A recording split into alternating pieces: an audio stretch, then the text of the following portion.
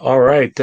This evening, we welcome back Stuart Moore from AHOY Comics, and we're going to be talking about Captain Ginger, the second volume of which comes out in a couple weeks from AHOY Comics. So let me just go ahead and bring him in, and we'll get right to it. How's it Hey, Chad. going? Good. How are you? Uh, oh, like we were talking there before we started. It was back in like late March, early April, sometime around then, May maybe, that we talked. Yeah. You and Tom were on the show, hmm hmm and Tom. I just talked to Tom uh, maybe a couple weeks ago about the the Edgar Allan snifter. No, it's the snifter of blood. Snifter of Yeah, Blood that's is the new one. the new one. Yeah, It's a new right. incarnation. Yeah. And also I have an interview I've kind of been sitting on with Mark Russell. So, but One. it's always nice to have you guys on. I love Ahoy Comics, and you're kind of I guess your title on the website is the ops person. Yeah. What is Yeah. what is that?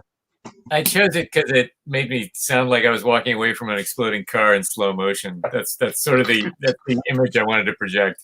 Um, yeah, I call myself the hub at the center of the wheel. Like I keep the schedules. I deal with Diamond for distribution. I do, and I sort of oversee. We're not really large enough to have a full marketing department. We have a marketing associate, a very sharp woman named Kit Cowagus, sorry, and I oversee her, and so I sort of just make sure everything keeps moving. I kind of do a little of everything except editorial at this point. So, in one of the books that you write for Ahoy, yeah, let's see. Besides Captain Ginger, which we're going to talk about here, you also did. Let's see. Why can't I think of about it? The Bronze Age Boogie. That's it. Yes. Um, Yes. it was a little slow in coming, but I knew what. And Like all good things. Yes. but let's talk about Captain Ginger. I mean, uh, Get the shirt. I'll get the shirt on. yeah, we're all nice, very nice. Cats in space. Cats in space. Yeah. And I think Yeah. we may have talked about this last time, but what was kind of the inspiration behind, Captain Ginger? Well, it just sort of came. It came to me pretty much all at once. But I was really thinking about it. What kind of a project I'd like to do with June Brigman, who I had worked with on a superhero comic for the overseas market called the 99. And I knew she loved cats. I knew she had a frightening number of cats at home, and I knew she drew them beautifully.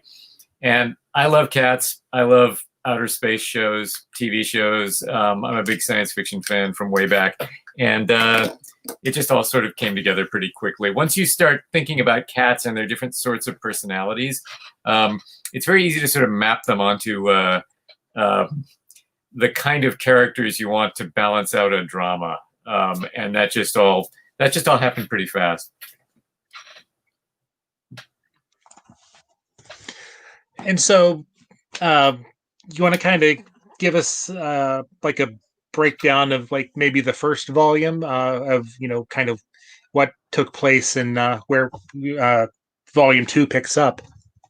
Yeah, you can read either one independently, but Volume 2 does build on the events of Volume 1. Volume 1, I wound up sort of there's a recurring threat from the Lumen, the alien race that wiped out humanity, and left the cats all on their own on this starship built by humans that they don't completely know how to operate.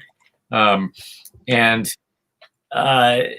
what I wanted to do in the first series was really show you how that worked, how the cats, the struggles they went through. There are obviously a lot of cat jokes about having to, like, litter box duty is the worst duty on the ship. No one wants to be busted down to that. There's a lot of stuff like that in the books, but I also really wanted to show how a group of creatures that are basically not hierarchical or good at following orders, which anyone who's owned cats knows they're not, how they would actually work, given an intelligence boost, obviously, if they were put in a situation where they really had to do that for their own survival. So that was sort of what the first volume was about. It's called Survival Instinct, and it's really about them.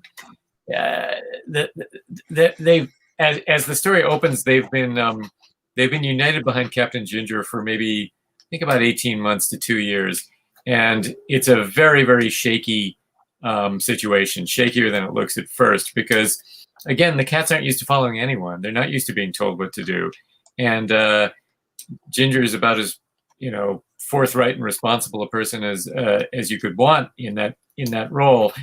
But he still has his authority challenged quite frequently. The second series, we wanted to break it out a little bit and introduce the dogs. And also the other thing about the second series is it begins with Captain Ginger kind of making a pretty big strategic mistake in the way he leads his crew. And a lot of the bad stuff that happens after that spins out of that one error in judgment he makes early on. So I wanted to test him. I wanted to show what happened when he actually failed, rather than just being challenged from outside. And I also wanted to bring in the dogs to show sort of the larger universe and give a little more, give some more hints as to where the cats came from, why they are the way they are, and what other creatures might have also benefited from this intelligence boost that they received. Mm-hmm. Now, if I remember right, some of the cats they were modified by humans. Is that correct? Yeah, that's right. Yeah, but there's also some cats that are just cats. Yeah. Which is a nice dynamic between the characters. There wasn't originally, in the original planning, there wasn't as much of that, but June kept drawing big cats petting little cats like on their laps, and that was just beautiful. It was such a wonderful image. I had to sort of alter the backstory a little bit, and there's some stuff in there that I just couldn't find anywhere to explain in volume 1, and it finally gets explained a bit in volume 2 when the dogs are talking and trying to figure out, how do these cats work anyway? And the fact is, there are just lots and lots of kittens running around the ship, and some of them are the children of the evolved cats, who will grow up and learn to talk and learn to walk on their hind legs. And some of them are just kittens. Some of them are just cats running around. And both of them coexist on the, or all three types really, coexist on the ship. We also have there's also a sort of a group of feral cats who live in the sort of ducts and crawlways and air conditioning vents of the ship as well. And they finally get a chance to sort of step out and have a little fun in dog world as well. I know besides I'm actually surprised that my cat hasn't come in here, and I think when I first read the first issue in a review I did of it, I said something to the effect of, "Now I think my cat is plotting against me." Yeah, no, it can happen. I have one who usually spends all day on that couch behind me, but I think it's late enough in the evening. He's off wandering around somewhere now. Yeah, I think my cat, who coincidentally looks like Captain Ginger, is in the other room. Gingers are a handful. They tend to be very, very talkative and a little bit hyperactive. They're a lot to deal with, but they're very, very sweet. So, is there a favorite character, the cat? Because you have like the doctor cat is like I guess he's like a Siamese hairless. I'm not up on my cat types, but is there a favorite cat or character in the book that you enjoy writing more, or holds a special place in your heart. Yeah. Well, Sergeant Mittens is just fun because he's sort of our Wolverine. He's he's the one who goes off half cocked, and he's always challenging Ginger. In this book, they actually wind up working together quite a bit more because because of how desperate the circumstances become. I like Ekru, the cat who runs the ship's maker, who's a very sort of prickly, delicate cat. I based her on a cat we almost adopted once, who was just a really interesting shade of gray. But I like all of them. I like Rattle and Roll, who are the two little cats who they wear telepathic helmets and they drive the ship. And the dogs are fun too. Like you've got a shot there of Doorstop, and he doesn't do a lot. He just sort of stares at the screen and goes woof woof woof a lot. But he's very sweet. And the other dogs who are possessed of, I think, a bit more intelligence, they really take care of him, and they watch out for him. So yeah, it is a bigger cast this time, and that was a challenge. Once I got into it, the first couple of chapters focused primarily on our regular cat cast, and then we bring in the dogs gradually. And once I had an entire cast of dogs and the cats in two or three different locations, it got to be a lot to juggle. I think it came together pretty well, and as usual, June just made it all look kind of effortless. Now, who's your I think you mentioned the artist a little bit, but who is your team on the book, and how did you meet them or pick them for the project? Yeah, June Brigman and I, as I said, worked together on a book called The 99, and I actually met them through the editor on that was Marie Javins, who just today was named editor-in-chief of DC Comics, but I met June that way, and Roy Richardson, the inker, who has a long career in comics, he and June are married, and they work together on the 99. They also draw the syndicated comic strip Mary Worth now. But I met them together. I think Veronica Gandini, our colorist, who's immensely talented, she had worked with June on a DC project. I think Marie might have been the editor of that as well, actually. And the letterer is Comicraft, run by Richard Starkings. Jimmy Betancourt's the other member of that. And I've known Richard for years and years. He worked on the 99 too. So basically, we put most of the team back together. June wanted to work with Veronica, and so she was sort of the new addition. But they're all people I knew or had worked with a little bit somewhere along the line. Now, the books from AHOY are known for their backup material. Are there any like dog or cat specific backup material that are in this second volume? The trade paperbacks tend to have a different kind of bonus material. The single issues had short text stories, short prose stories by various people, and I don't remember all of the ones I chose, but I think I did choose some that were vaguely animal oriented. But in the trade, we have a different kind of back feature material. We have some of June's animal artwork, because she's done illustrations of dogs and horses for magazines for many years. We have some of that, and we also have some, I think, pretty hilarious photos of June doing research, which means playing with dogs out in the park. And we also have a shot of her as there it is. That's little June with her childhood pet Fifi, who is the inspiration for one of the dogs in the story. When we started to do the dogs, I had in mind most of the ones I wanted to use, and June said, "You have to use my childhood Chihuahua Fifi. You have to work her in, and she should be like secretly the boss or something like that." And it worked out. It wound up working out a little differently, but Fifi turned into just a great character. I loved writing her. And yeah, those are some of the shots of her artwork on various different breeds, and the panels underneath are the characters from Captain Ginger from this volume that are of the same breeds. And June was instrumental in picking the breeds. I made suggestions early on, but she knows dogs a lot better than I do. So Okay. she suggested. I think that's a this character I'd suggested Trevor. I'd suggested be a Labrador Retriever. His name was something different actually at the beginning, and she made him a black lab. She thought that would work. And Baboy, Oh, we have two of those. Oh, do you? Yeah. Yeah.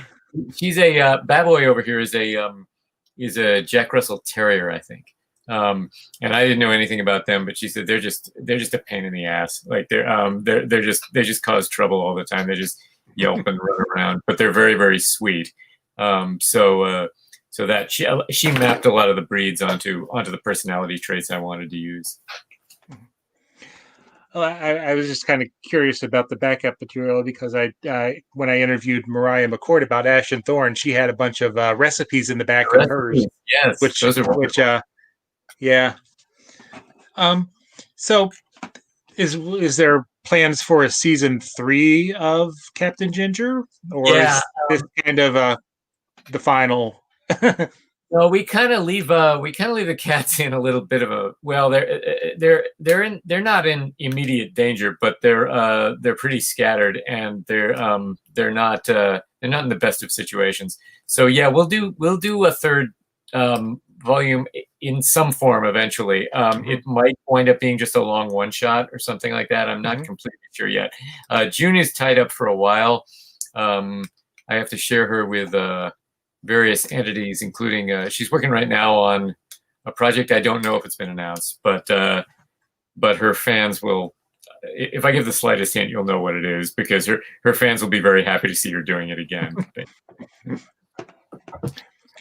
Now, are you going to be doing any contributing to the new Edgar Allan the book? Or I think the lineup for this series is done, and no, I didn't get around to writing one for that. I had one idea. I'm not sure if we're going to do a 4th series of that or not. If we do, I might contribute something. Right now, I'm pretty busy writing a novel involving some major company characters that unfortunately I can't talk about yet. But it's going to be exciting. It's going to be good. It's driving me crazy right now, but it's going to be great. So did you guys ever resolve the steel cage match issue? Because I know that Tom had, I'm going to mess up, penultimate. Yeah, come out. That was in there, and I think you did a story for that too. I did, and Mark Waid had a lovely series with Lena Sivani called Noah's Ark. We wound up with so many irregularities in the voting that Tom awarded. This was in case your viewers don't know, this was an anthology series where readers were invited to vote on which series should continue, and all 3 series were declared the winner. But I think Penultimate sort of pulled off a stealth win, because Tom was actually working on it early on, and his artist Alan Robinson was very fast and very game to move forward. So yeah, that's coming out now, I guess. I think the 2nd issue. It was. Or about that. Yeah. Yep. Will we be seeing any more of the Bronze Age Boogie? Bronze Age Boogie. That's on hold. We were planning a 2nd series. To be honest with you, Bronze Age Boogie was a strange experience for me, because the first issue got, honestly, the best reviews I've ever gotten for anything in my life, and then it just didn't sell terribly well. I'm not sure what happened. The trade paperback has unfortunately not performed quite up to expectations. It's still in print. In fact, right now I think we're running AHOY is running a bit of a, not sure how much longer this goes on, but we're running a sale where through Diamond, where direct market retailers can order some of our older trades, including that one, at a discounted rate. So and it started moving a little bit more that way. along with some books like High Heaven that had slowed down a bit. But the sales just weren't up to what we'd hoped. And hopefully one day we'll get back to it, but not in the near future. I just so you know, I think I probably told you last time, but I really enjoyed the the concept of the story. It was great fun to write, and I love working with Alberto Ponticelli too. He's just kind of a mad genius. So he's actually very sane. He's one of the most sane, and I as soon as that came out of my mouth, I thought, like, he's not mad at all. Like, but I mean, his art is sort of mad genius art. Anyway, I also know we kind of touched on it, but easier to write, dogs or cats? For me, cats are much easier because I've never owned a dog, and I just don't know them as well. I pretty much knew they played poker, which they do in this book, because that's all I knew. Dogs do. But what I really tried to, in all seriousness, though, what I really tried to do with the dogs was to show that they sort of approach life, but in particular communal life, very differently than cats do. Where cats are very much individualists, they can be very devoted to each other, but they tend to go off their own way. Where dogs are very, very much herd animals. They're very much pack animals, and they will. It always amazes me, just here in New York City, when you have dog walkers who will go around and go to several homes and pick up a lot of different dogs and take them all out for a walk. They're paid to do that. And the dogs just fall right in line. Like, they love it. Like, even if they don't know the other dogs very well, like they just love that, like, that sort of precision marching almost. If you tried to do that with cats, you'd have a mess. You'd have, like, screaming and yowling and fur and heading off in every direction. And so when our cats meet the evolved dogs in this volume, it really is a clash of that sort of culture, and that winds up the dogs in our story. Also, they've been stranded on a planet for a while, and they've developed a few more rituals. They in order to get by. They consider but not Earth as in the planet, but the Earth as in the soil of this world, very sort of not sacred completely, but it's kind of important. They feel a connection to it in a way that the cats, who are a little more rootless and lost in space, to coin a phrase, don't have as much of that. So and that winds up sort of helping them come together, but also causes some major problems between the two groups by the end of the story, in hopefully an interesting way. So if there is a third season, or whatever, will we be seeing any more anamorphic dogs, cats, and there's a phrase that shows up a couple of times. I think it's in a text feature in the first series, and then Science Cat says it at one point in Dog World, and the phrase is "fourth people," and neither the cats nor the dogs really know what that means yet, but that's what the third series will be concerned with, in part, as well as the usual cat jokes about pooping where you're not supposed to, and ripping open tin cans with your bare claws, and all that. Like, and trying to work. I mean, a lot of the. I tend to get into the science fiction aspect of it, and I talk about that a lot when I'm on these things. But really, half this show is about cats on the bridge who can't reach the controls and and don't have a portable phone, so they have to work things out with little soap boxes and like tea cozies on top of the levers so they can actually move them. There's just a lot of that. Nice. I know one thing, having both cats and dogs, I know that if anytime I wake up during the night, the cat is always expecting to be fed.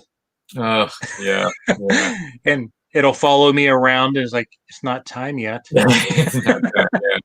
Yeah, our ginger cat actually, Rocco. He can be a little bit yowly in the morning, and it's sometimes it's when he wants food, but it's often it's just attention. He's just Mhm. been the humans have been asleep too long, and it's time for them to get up and amuse him. Yeah. Another thing with our cat is I found, working at home these past months is when I'm trying to do something, our cat, whose name is Tigger, always, that she decides that's the time she wants to come and, like lay on my chest, or, she'll get on the keyboard and, Mhm. and Yeah, you're like, oh. my wife and I are both writers, so we work at home anyway. But I think the cats have gotten a little used to having us around even more, and they're awfully spoiled at this point. My childhood cat, my first pet, was named Tigger. She was a great little tiger cat. Yeah.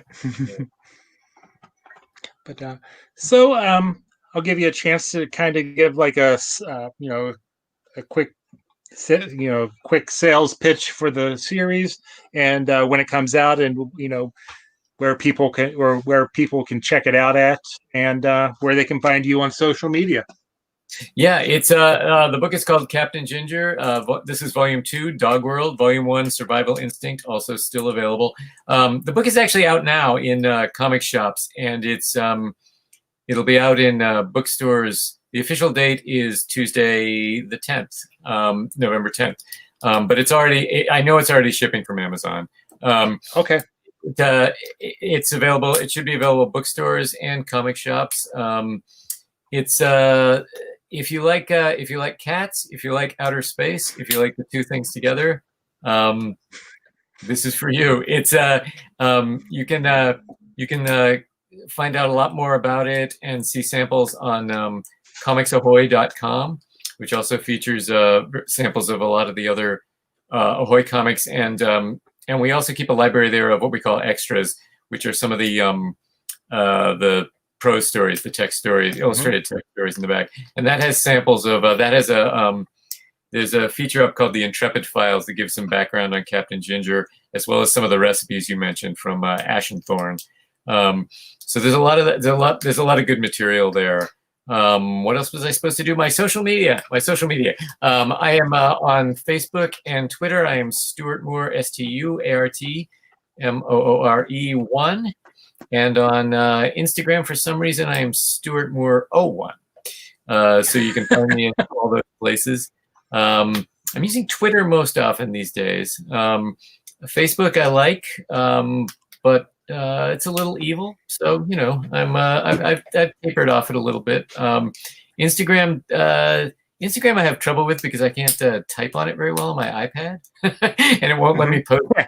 It won't let me post from my iMac, so I don't use it quite as much. But yeah, I'm on all of them. You can find me there.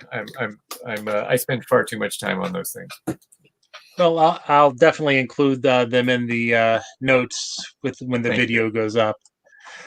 Well, let me just do something here really quick. I want to thank you for taking the time to come on again, and talk to us. And glad to hear that you're, staying safe, even though you like pretty much everybody else, confined to your little or to your house and what can you various. We're comfortable, and the cats actually. It sounds like I'm plugging, but our cats are a great comfort. Frankly, they're the little one, BB, just comes up and curls up next to me in bed almost every night. And that's nice in times like this.